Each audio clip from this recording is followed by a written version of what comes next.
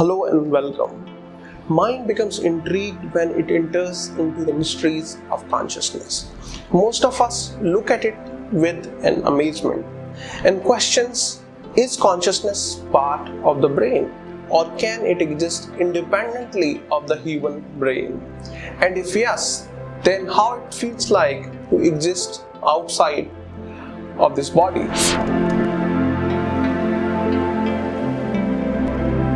हरे Krishna. Subscribe करिए हमारे शिक्षार्थकम channel को और प्रेस करिए इसके बेल आइकन को ताकि अगली वीडियो सबसे पहले आप देख सकें। हरे Krishna. Ancient Vedic wisdom has said a lot about the mysteries of consciousness.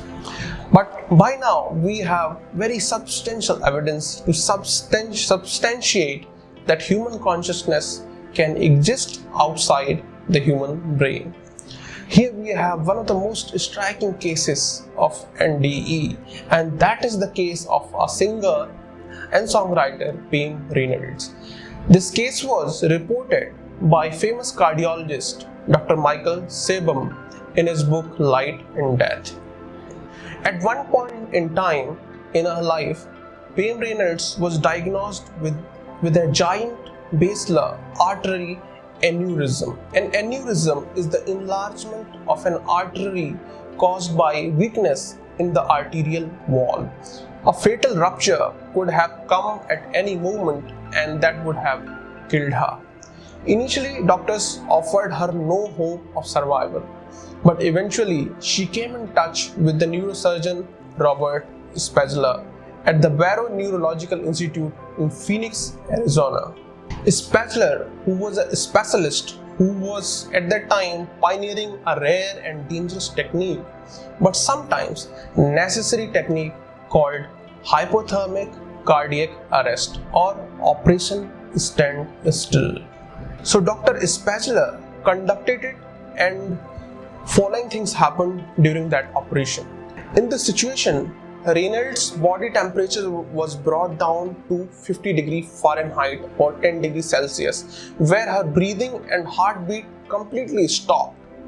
And that means that ECG record got completely flattened, and at that time, blood was drained from her head like the motor oil is taken out of the engine.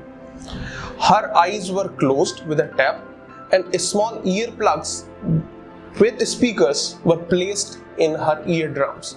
These speakers emitted audible clicks which were used to check the function of the brain stem to ensure that she remains completely unconscious. That means she had a flat EEG or a non-responsive brain before the operation proceeded. Outcome of the operation was that total surgery lasted for 7 hours and the operation was successful.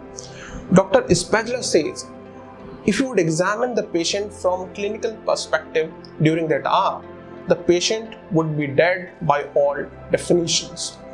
At that time, there is no brain activity, no blood going through the brain, nothing was happening.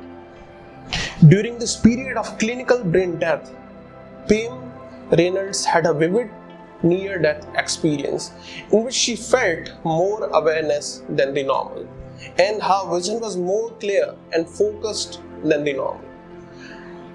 She reported seeing a surgical saw, but said it looked like an electric toothbrush. And this is true because it looks like an electric toothbrush. She also saw that her hairs were shaped strangely, and she was alarmed to see that someone was cutting her groin area, and of course that was the part of the surgery. She said that she could hear conversations between operating staff. She heard a female voice saying that blood vessels were too small on the right side, and a male voice suggested that they try the other side.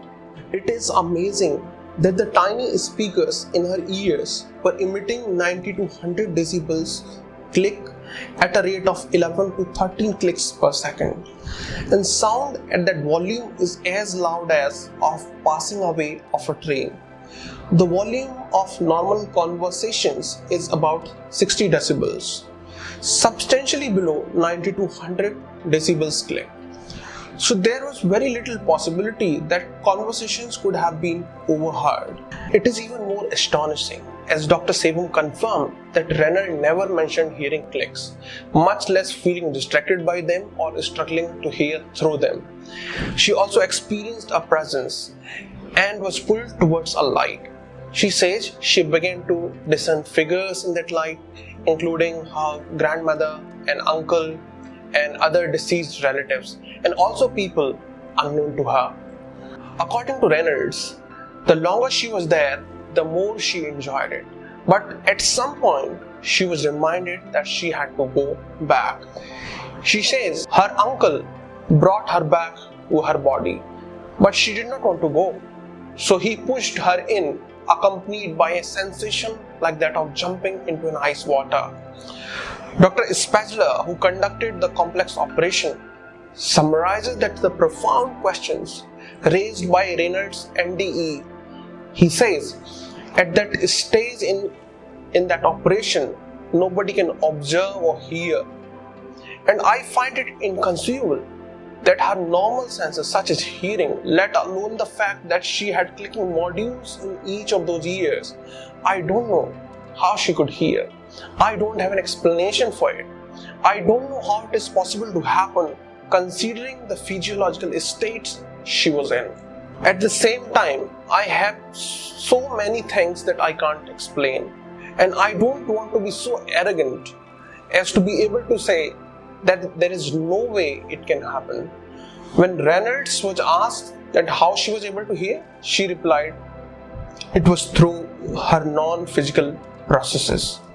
So if you like this video, please like, subscribe and share. If you want to join us, you can join us on our Telegram group, the link of which is given in the description section. Thank you very much for watching.